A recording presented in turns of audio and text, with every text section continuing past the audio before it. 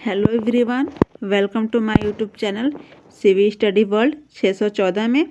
ठीक है, आज हम जो अगला मेरा सीरीज़ है जीके जीएस का बिहार का, तो उसका हम अगला सेशन स्टार्ट कर रहे हैं, जिसमें 52 नंबर क्वेश्चन से मुझे स्टार्ट करना था और बाकी मैंने चैनल पर करवा दिया है। आप लोग नहीं देखें तो जाकर उसको देख सकते हैं।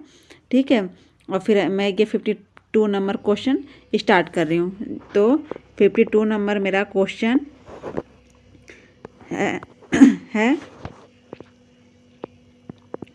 बिहार की मुख्य खाद्यान्न फसलें हैं।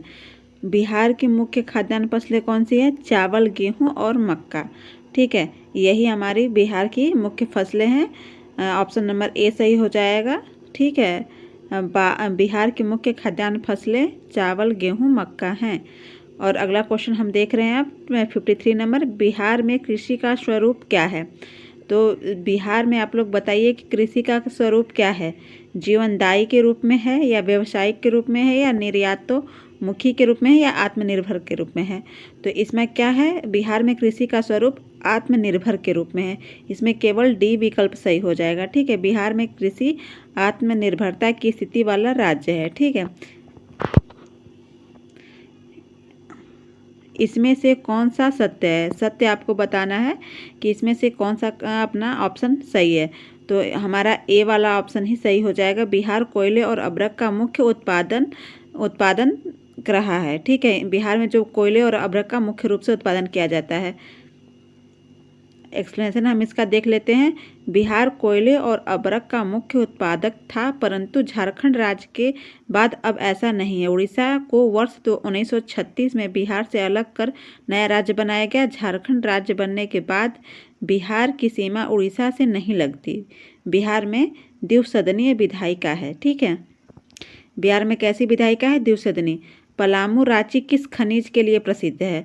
तो हमारा जो पलामू रांची है वो लौह अयस्क के लिए प्रसिद्ध है। ठीक है, वो झारखंड से सटा हुआ है रांची। ठीक,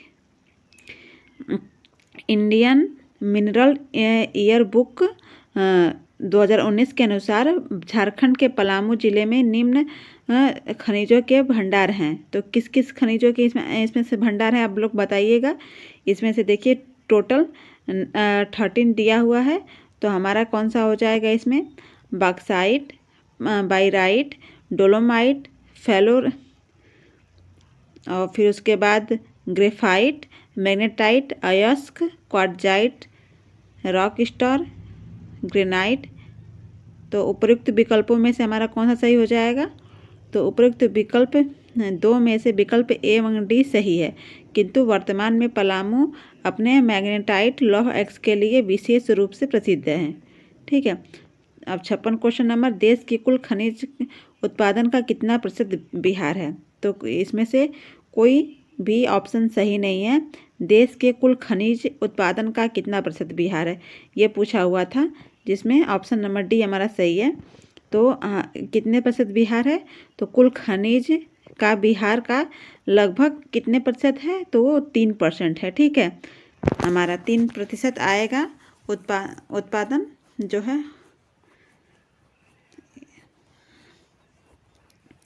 अगला क्वेश्चन हम देखते हैं, देश के कच्चे तांबे के उत्पादन में बिहार का क्या स्थान है? देश के पूरे पूछ रहा है कि कौन सा स्थान है तांबे के उत्पादन में बिहार का? तो दूसरा स्थान है। ऑप्शन नंबर हमारा सी सही हो जाएगा। इसमें एक्सप्लेनेशन है, तांबा उत्पादन में तत्कालीन बिहार का दूसरा स्थान है, अतः तत्कालीन परिस्थितियों में अभिष्ट विकल्प हमारा सी सही होगा। ठीक है, अब वर्तमान में तांबा बिहार में अभी नहीं मिलता है। निम्न में से कौन कौन से खनिज बिहार में मिलते हैं? तो आप बताइए कौन कौन से खनिज बिहार में मिलते हैं? कोयला मिलता है, लोहा मिलता है, कि मैग्नीज मिलता है, कि पेट्रोलियम मिलता है? तो ऑप्शन नंबर अपना देख लीजिए। ऑप्शन नंबर अपना ए बी सी डी है दिया हुआ, इसमें से कौन कौन सा सही हो जाएगा, आप लोग बताइए। तो इसमें से हमारा कौन सा ऑप्शन सही हो जाएगा? ऑप्शन नंबर सी, कोयला, लोहा और मैग्नीज। पेट्रोलियम बिहार में नहीं मिलता है। ठीक है, तत्कालीन बिहार वर्तमान झारखंड में कोयला, लौह अयस्क तथा मैग्नीज तीनों ही मिलते थे। पेट्रोलियम यहाँ नहीं मिलता था, अतः तत्कालीन परिस्थितियों में आपका विकल्प कौन सा सही हो जाएगा? सी। वर्तमान उत्पादित होने वाले खनिज हैं। ठीक है, ये सारे हमारे खनिज जो हैं ये समय वर्तमान में मिलते हैं। खनिज और जिले में निम्न जोड़ों में से कौन सा जोड़ा सही है? खनिज और जिले के लिए कौन सा जोड़ा सही है, किस जिले में कौन सा मिलता है ये बताना है आपको। तो हमारा ऑप्शन नंबर ए सही हो जाएगा। ठीक है, ऑप्शन नंबर हमारा ये ए ही वाला जोड़ा सही है। ठीक है, बिहार में कैमूर, भभुआ, मुंगेर तथा रोहतास जिले में लाइमस्टोन, माइका, नवादा जिले में क्वार्टजाइट, लखीमपुर, मुंगेर तथा नालंदा जिले में लेड-जिंक, बांका और रोहतास जिले में पाया जाता है। बिहार के कुल भौगोलिक क्षेत्र का वनांचित प्रतिशत है, कितने प्रतिशत है आप लोग बताइए। तो इस पर हमारा ऑप्शन नंबर ई सही होगा, इसमें कोई ऑप्शन नहीं दिया है। ठीक है, तो ऑप्शन नंबर ई हमारा है इसमें सही। प्रश्न देख लीजिए। तो हमारा क्या है, प्रश्नकाल में वर्ष 1997 की वन स्थिति रिपोर्ट के अनुसार बिहार में कुल भौगोलिक क्षेत्रफल का 15.7% वनाच्छादित था। भारतीय वन रिपोर्ट 2021 के अनुसार बिहार के भौगोलिक क्षेत्र 7.84% भाग पर वन है। ठीक है, कितने प्रतिशत भाग पर वन है? तो 7.84% पर वन है। बिहार में लौह अयस्क प्राप्त होता है, तो कहाँ से प्राप्त होता है? सिंहभूमि जिले से हमारा क्या है, सिंहभूम जिले से लौह अयस्क बिहार में प्राप्त किया जाता है। लौह अयस्क झारखंड तत्कालीन बिहार के सिंहभूम क्षेत्र से प्राप्त होता है। तत्कालीन परिस्थितियों में अभीष्ट विकल्प डी सही है। ठीक है, वर्तमान बिहार में लौह अयस्क का उत्पादन नहीं होता है। अभी क्या है, वर्तमान में लौह अयस्क का नहीं उत्पादन होता। भारत में बिहार अग्रणी उत्पादक है। किसमें जो है बिहार अग्रणी उत्पादक है? तो हमारा जो है चूना पत्थर का है, तो उसमें अग्रणी है। ठीक है, ऑप्शन नंबर डी हमारा सही हो जाएगा। झारखंड के पृथक हो जाने के बाद वर्तमान बिहार में चूना पत्थर का उत्पादन होता है। दिए गए विकल्प में सर्वाधिक उपयुक्त कौन सा हमारा विकल्प है? तो हमारा डी सही है। भारत में निम्नलिखित के उत्पादन में बिहार का एकाधिकार है। एकाधिकार किस में है हमारा बिहार का? तो पाइराइट पर हमारा का है बिहार का एकाधिकार है। ठीक है, ये मोस्ट इम्पॉर्टेंट है, प्रीवियस ईयर क्वेश्चन पेपर है, तो आप लोग इसको ज़रूर देखिएगा पेपर में जाने से पहले। बिहार के किस जिले में अब्रक का भंडार है? तो अब्रक का भंडार किस जिले में है आप लोग बताइए। Rohtas, Patna, Gaya, Saran. Option A, B, C, D में से कौन सा आपको सही लग रहा है? आप कमेंट सेशन में इसका आंसर जरूर दीजिएगा आप लोग। और ऑप्शन ई में है हमारा क्या, उपरोक्त में से कोई नहीं है, एक से अधिक। तो हमारा कौन सा है इसमें? अब्रक हमारा किस जिले में पाया जाता है? तो नवादा जिले में पाया जाता है। इसमें विकल्प ई हमारा सही हो जाएगा। ठीक है, विकल्प ई, अब्रक सबसे ज़्यादा नवादा में पाया जाता है। ठीक है, अब अगला क्वेश्चन हम देखते हैं। झारखंड का लौह अयस्क उत्पादन में सर्वाधिक महत्वपूर्ण जिला कौन सा है? तो झारखंड का लौह अयस्क उत्पादन में तो हमारा कौन सा हो जाएगा? सिंहभूम ही हो जाएगा। ठीक है, ये इसी क्वेश्चन को देखिए कितना घुमा घुमा के बार बार पूछा जा रहा है, तो आप लोग जरूर, ये मोस्ट इम्पॉर्टेंट है, आप लोग इसको जरूर देखिए। झारखंड का सिंहभूम क्षेत्र लौह अयस्क के उत्पादन में सर्वाधिक महत्वपूर्ण स्थान रखता है। यहाँ से प्राप्त लौह अयस्क का उपयोग जमशेदपुर और बोकारो इस्पात उद्योग में किया जाता है। अगला, उद्योग और स्थान के निम्न जोड़ों में से कौन सा जोड़ा सही नहीं है? नहीं पूछ रहा है, इसको ध्यान दीजिएगा, कौन सा जोड़ा सही नहीं है। तो ऑप्शन नंबर हमारा ए आप लोग देखिएगा।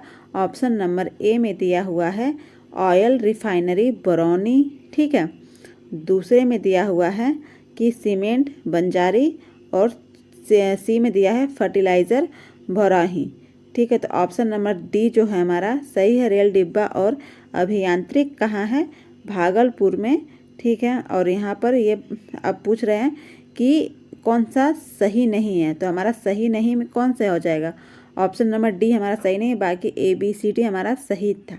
ठीक है, रेल डिब्बा और अभियांत्रिक उद्योग मुजफ्फरपुर और मोकामा में स्थित है। ठीक है, बिहार राज्य अवस्थित है निम्न देशांतर के मध्य। बिहार राज्य किस देशांतर के मध्य है आप लोग बताइए। ये तो क्वेश्चन मोस्ट इम्पॉर्टेंट है, आप लोग को जानना ही चाहिए कि नहीं। बिहार में बिहार का एग्ज़ाम देना है तो उसकी जो भौगोलिक स्थिति को आप लोग को जानना पड़ेगा। ठीक है, तो बिहार राज्य हमारा 83 डिग्री 19 मिनट 50 पर पूर्व से आप लोग को इसको आप मोबाइल नंबर की तरह याद कर सकते हैं कि 83 19 50 88 17 40। तो आपको आसानी से ये याद हो जाएगा। ठीक है, 12 अंक का मोबाइल नंबर याद कर लीजिए, 83 19 50 88 17 40। ठीक है, ऐसे हो जाएगा। बिहार की सीमा से लगने वाले भारत के राज्यों की संख्या कितनी है? तो बिहार राज्य से कितनी भारत के राज्यों की सीमा लगती है, आप लोग बताइए। तो ऊपर से ही हमारा सबसे पहले कौन सा लगता है? तो इसमें दिया हुआ है, क्या दिया हुआ है? विभाजन के पश्चात बिहार की सीमा स्पर्श करने वाले भारतीय राज्य उत्तर प्रदेश तो हमारा है ही। फिर उसके बाद हमारा कौन सा है? पश्चिम बंगाल। और झारखंड तो बिहार से टूटा ही है, तो बिहार होगा। इसके बिहार से के पीछे हमारा पश्चिम बंगाल सटा हुआ है और इस साइड हमारा उत्तर प्रदेश है। तो ये इसका देख लीजिए, ऑप्शन नंबर डी सही होगा इस क्वेश्चन में। दामोदर जिसे बंगाल का शोक, दामोदर को ही क्या बंगाल का शोक कहा जाता है? ये क्वेश्चन मैं पहले आगे भी करवा चुकी हूँ। ठीक है, तो ये क्वेश्चन दोबारा फिर से आया है। तो हर क्वेश्चन को जैसे जैसे रिपीट हुआ है वो आपको दिखाते जा रहे हैं हम, जो भी है ये कैसे कैसे पूछा गया। निम्नलिखित नदियों में कौन बिहार में गंगा से मिलती है? बिहार में कौन गंगा से मिलती है? तो हमारा बताइए, गंडक, सोन, घाघरा, पुनपुन। तो हमारी ये चारों जो नदियां हैं तो बिहार में, ठीक है, मिलती हैं हमारी गंगा से। गंडक भी मिलती है, घाघरा भी मिलती है, सोन भी मिलती है, पुनपुन भी मिलती है, सारे नदियां मिलती हैं। और हमारी जो है इसमें से आप बताइए कि उत्तर और दक्षिण की नदियां कौन सी है? तो गंडक पहले जा घाट पटना नामक स्थान से निकलकर घाघरा, सरयू, रेविल गंज सारण के निकट, सोन पटना के निकट तथा पुनपुन फतुहा नामक स्थान के निकट नदी में मिलती है। पुनपुन फतुहा के निकट मिलती है, ठीक है, और घाघरा रेविलगंज के निकट मिलती है। ठीक है, बिहार का पहला रामसर स्थान कौन सा है? तो रामसर स्थान आप बताइए बिहार का कौन सा है? तो ऑप्शन नंबर इसमें हमारा सी सही हो जाएगा। ठीक है, कांवर ताल या कांवर झील को बिहार का पहला रामसर स्थल घोषित किया गया है। यह झील बिहार के बेगूसराय जिले में है। तो कांवर झील कहाँ हमारा है? बिहार के बेगूसराय में है। ठीक है, 49 रामसर आद्र स्थल घोषित किए गए। छोटा नागपुर में प्रारंभिक स्तर पर अर्थव्यवस्था आधारित है। छोटा नागपुर में कैसी अर्थव्यवस्था आधारित है आप लोग बताइएगा। तो किस चीज़ पर? तो वनों पर आधारित है। ठीक है, ऑप्शन नंबर बी सही हो जाएगा। छोटा नागपुर में प्रारंभिक स्तर पर अर्थव्यवस्था वन आधारित थी। छोटा नागपुर पठारी इलाका है, यहाँ कृषि कार्य सहज नहीं। प्रारंभ में तकनीकी विकास के अभाव में न तो यहाँ उद्योग विकसित थे न ही खनन संभव था। ठीक है, 17वीं शताब्दी में बिहार में सोने की खानें कहाँ स्थित थी?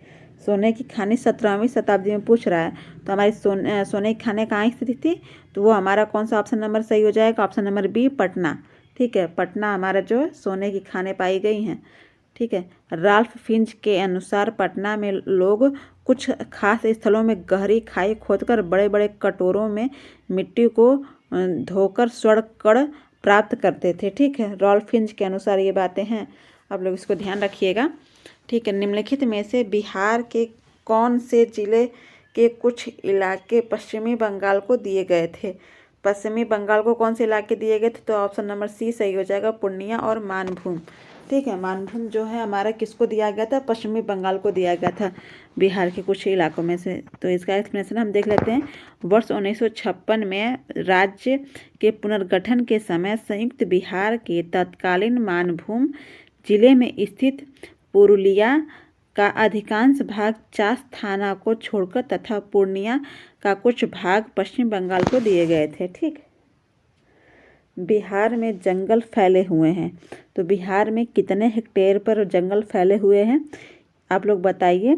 तो बिहार में हमारा ऑप्शन नंबर बी सही हो जाएगा, 29 लाख हेक्टेयर के क्षेत्र पर हमारे जंगल हैं। ठीक है, भारतीय वन रिपोर्ट 1993 के अनुसार 29.22 लाख हेक्टेयर जल पर क्षेत्र पर जंगल थे।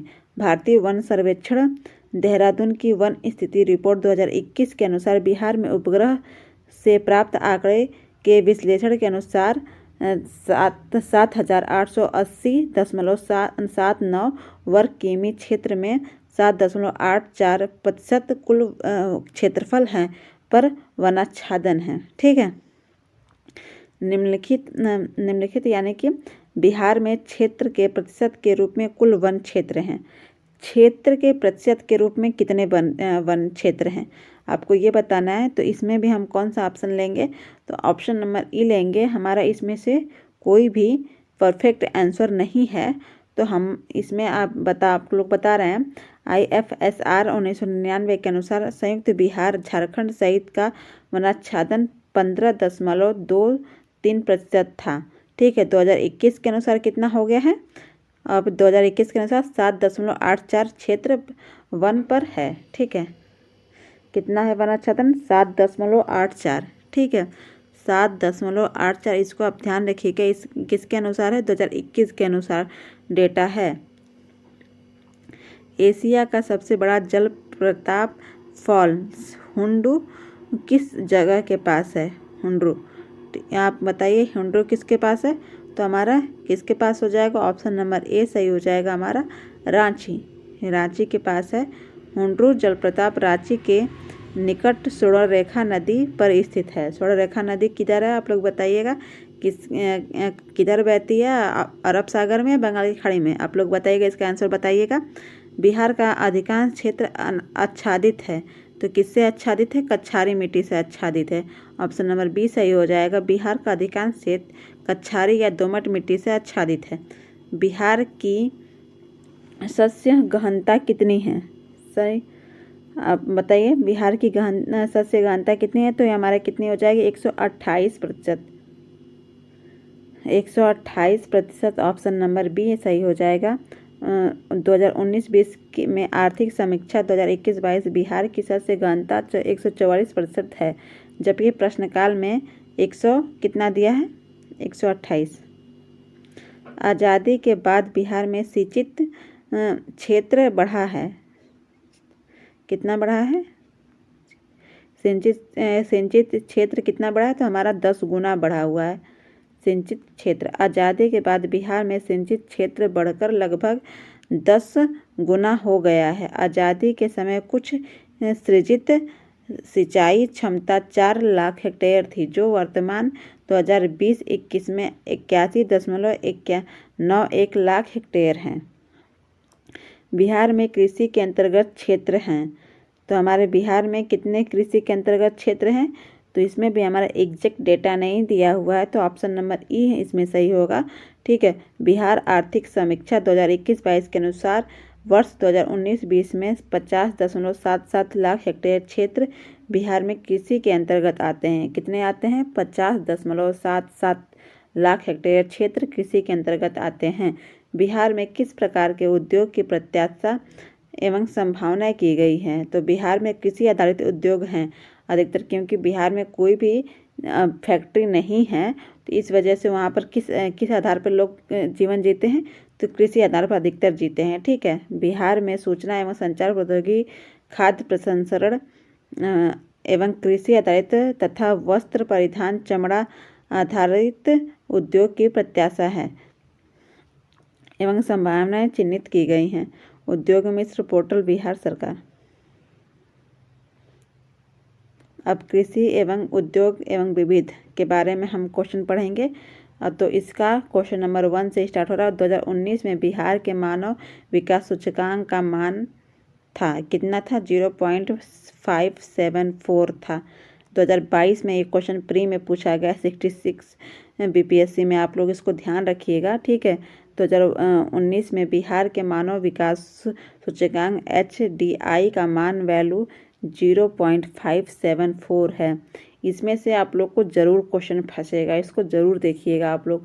बिहार सरकार ने 1 अप्रैल 2019 से सर्वाधिक वित्तीय प्रबंधन प्रणाली CFMS शुरू की है। यह प्रणाली है, तो यह प्रणाली कैसी है, राज्य में समस्त वित्तीय कार्यकलापों को ऑनलाइन तथा कागज रहित बनाएगी, या बी ऑप्शन बैंक की NPA की समस्या को हल करेगी। ऑप्शन नंबर सी राज्य परियोजना के प्रभावी क्रियान्वयन को सुनिश्चित करेगी। ऑप्शन नंबर डी स्थानीय निकायों सहित राज्य सरकार को वित्त का प्रबंध करेगी। और ऑप्शन नंबर डी क्या दिया है, ई क्या दिया है, उपरोक्त में से कोई नहीं या एक से अधिक। तो हमारा कौन सा ऑप्शन सही हो जाएगा इसमें, आप लोग कमेंट करिएगा। तो ऑप्शन नंबर हमारा ई सही हो जाएगा। बिहार सरकार ने बजट प्रबंधन के लिए TCS कंपनी से एक सॉफ्टवेयर तैयार करवाया, इसका नाम CFMS रखा। ठीक है, CFM रखा है। यह प्रणाली बजट निर्माण में पारदर्शिता लाएगी, समय में बचत करेगी तथा योजनाओं को प्रभावी क्रियान्वयन में सहायक करेगी। भारत सरकार ने 2 जनवरी 2020 को बिहार राज्य को कृषि कर्मण पुरस्कार प्रदान किया। कृषि कर्मण पुरस्कार प्रदान किया, यह पुरस्कार दिया गया। तो यह पुरस्कार किस क्षेत्र में दिया गया, मक्का और गेहूं के उत्पादन और उत्पादकता के लिए दिया गया है। ठीक है, तो ऑप्शन नंबर ए हमारा सही हो जाएगा, मक्का और गेहूं। और मुख्य रूप से बिहार का कौन सा फसल है, तो चावल, गेहूं, मक्का, ये बिहार के मुख्य फसल में आते हैं। ठीक है, भारत सरकार ने 2 जनवरी 2020 को बिहार राज्य को मक्का और गेहूं के क्षेत्र में लगातार उत्पादन के साथ उत्पादकता में वृद्धि के लिए कृषि कर्मण पुरस्कार दिया है। कौन सा पुरस्कार दिया है, कृषि कर्मण पुरस्कार दिया है। बिहार सरकार ने अगस्त 2018 में नई योजना सतत जीविकोपार्जन योजना शुरू की। इस योजना का उद्देश्य क्या था, तो युवाओं को बेरोजगारी भत्ता देना था, ग्रामीण क्षेत्र में स्थानीय निकायों के माध्यम से रोजगार प्रदान करना था, अत्यधिक गरीब परिवारों को सतत आय का सृजन करने वाली परिसंपत्ति प्रदान करना था, या युवाओं में दक्षता की वृद्धि के लिए निःशुल्क प्रशिक्षण प्रदान करना था। ऑप्शन आप लोग देख लीजिए और बताइए कि नहीं कौन सा इसमें सही है। आप लोग को सतत नई योजना थी, तो ऑप्शन नंबर ई भी है इसमें, उपरोक्त में से कोई नहीं है, एक से अधिक। तो हमारा कौन सा सही हो जाएगा, ई ही सही हो जाएगा। बिहार सरकार ने 5 अगस्त 2018 को सतत जीविकोपार्जन योजना का शुभारंभ किया था। यह योजना देसी शराब और ताड़ी के उत्पादन तथा बिक्री में पारंपरिक रूप से जुड़े परिवार, जिनकी राज्य में शराबबंदी के बाद आर्थिक स्थिति कमजोर हो गई, जैसे निर्धन परिवारों के साथ अनुसूचित जाति, अनुसूचित जनजाति, अन्य समुदाय के लक्षित अत्यंत निर्धन परिवारों के लिए शुरू की गई है। ऐसे परिवार को राज्य सरकार इस योजना के अंतर्गत सतत आजीविका एवं क्षमता निर्माण हेतु 60,000 से 1 लाख रुपए तक की वित्तीय सहायता प्रदान करेगी। कितनी सहायता, 60,000 से 1 लाख तक। बिहार सरकार के 7 निश्चयों में से निम्न में से कौन सा सम्मिलित नहीं है, तो हमारा कौन सा सम्मिलित नहीं है, बाल कल्याण नहीं सम्मिलित है, महिला रोजगार, साफ पीने वाला पानी, ये सब हमारा सम्मिलित है। ठीक है, बिहार सरकार ने 5 वर्षों के लिए न्याय के साथ विकास पर आधारित साझा कार्यक्रम तय किया था। सरकार द्वारा विकसित बिहार के लिए 7 निश्चय लिए गए थे और उन्हें सुशासन के कार्य 2015-20 में सम्मिलित किया गया था, जिसे परिमंडल सचिवालय द्वारा 21 दिसंबर 2016 के द्वारा लागू किया गया था। 7 निश्चयों में से शामिल है आर्थिक हल, युवाओं को बल, आरक्षित रोजगार, महिलाओं का अधिकार, हर घर बिजली लगातार, हर घर नल का जल, हर घर तक पक्की गली नालियाँ, शौचालय का निर्माण, घर का सामान, अवसर बढ़े, आगे बढ़े। इतना दिया गया था, आप लोग देख लीजिएगा इसको। निम्नलिखित में से किस राज्य में को केंद्र सरकार द्वारा विशेष श्रेणी दर्जा SCS कभी प्रदान नहीं किया गया है, तो बिहार को जो विशेष श्रेणी दर्जा SCS कभी अभी प्रदान नहीं किया गया है। ठीक है, तो ऑप्शन नंबर ए ही हमारा सही हो जाएगा। जम्मू कश्मीर, असम और नागालैंड को वर्ष 1969 में, हिमाचल प्रदेश 1971 में, मणिपुर, मेघालय और त्रिपुरा को 1972 में, सिक्किम और आंध्र प्रदेश और मिजोरम को 1975 में तथा उत्तराखंड को 2001 में विशेष श्रेणी का दर्जा प्रदान किया गया था। यद्यपि वर्ष 2013 में बिहार सरकार ने विशेष राज्य का दर्जा प्राप्त करने की मांग की, परंतु असफल रहा, अतः विकल्प ए सही है। 15वें वित्त आयोग की सिफारिशों के अनुसार 2021 से 26 तक केंद्रीय करों के विभाज्य पूल में बिहार को कितना हिस्सा प्राप्त होगा। तो आप लोग बताइए कि बिहार को कितना हिस्सा प्राप्त होने वाला है। तो ऑप्शन नंबर इसमें हमारा ई सही हो जाएगा। ठीक है, ऑप्शन नंबर हमारा इसमें ई सही होगा। 2021 और 26 के बीच के पूछा था 15वें वित्त आयोग की सिफारिश के अनुसार। ठीक है, 15वें वित्त आयोग की सिफारिश के अनुसार। तो इसका एक्सप्लेनेशन देख लीजिए। 15वें वित्त आयोग की सिफारिश के अनुसार 2021 से 26 तक केंद्रीय करों के विभाज्य पुल में बिहार को 10.058% हिस्सा प्राप्त होगा, जो सभी राज्यों में दूसरा सर्वाधिक है। सभी राज्यों में सर्वाधिक हिस्सा 17.939 उत्तर प्रदेश को प्राप्त है। ठीक है, डिजिटल बिहार कार्यक्रम के तहत कौन से छात्र 2021-22 में कंप्यूटर शिक्षा और प्रशिक्षण प्राप्त करेंगे। तो इसमें पूछ रहा है कि डिजिटल बिहार कार्यक्रम के तहत किस छात्र को कंप्यूटर शिक्षा और प्रशिक्षण प्राप्त की जाएगी। तो इसमें से कोई नहीं है, तो ऑप्शन नंबर हमारा ई सही हो जाएगा। ठीक है, तो ये 6ठी कक्षा से लेकर सभी कक्षाओं के विद्यार्थी कंप्यूटर शिक्षा और प्रशिक्षण प्राप्त करेंगे। ठीक है, 6ठी कक्षा से ही ये स्टार्ट हो जाएगा और पूरा चलेगा। ठीक है, बिहार सरकार को डिजिटल इंडिया अवार्ड 2020 किस लिए दिया गया था। तो ऑप्शन नंबर आप लोग देख लीजिए और बताइए कि नहीं किस लिए डिजिटल इंडिया अवार्ड दिया गया था। तो कोविड-19 लॉकडाउन के दौरान बिहार के बाहर फंसे लोगों को सेवाएं प्रदान करने के लिए बिहार को डिजिटल इंडिया अवार्ड दिया गया था 2020 में। कोविड-19 के अंतर्गत दिया गया था, जो लॉकडाउन में सब लोग बिहार के दौरान बाहर फंस गए थे, तो बीच में बिहार ने अपनी सेवाएं उनको प्रदान की थी। ठीक है, कोविड-19 के दौरान बिहार सरकार द्वारा अपने नागरिकों को विभिन्न प्रकार की सहायता उपलब्ध कराने के लिए राष्ट्रपति रामनाथ कोविंद ने बिहार सरकार, मुख्यमंत्री सचिवालय, आपदा प्रबंधन विभाग और राष्ट्रीय सूचना विज्ञान केंद्र को डिजिटल इंडिया अवार्ड प्रदान किया था 2020 में। बिहार में वर्ष 2021-22 के लिए पेश किए गए बजट में प्रस्तावित नया मंत्रालय किस पर केंद्रित है। तो आप लोग बताइएगा किस पर केंद्रित है। 2022 में भी पूछा गया था ये प्रश्न प्री में। तो उपयुक्त में से कोई नहीं होगा।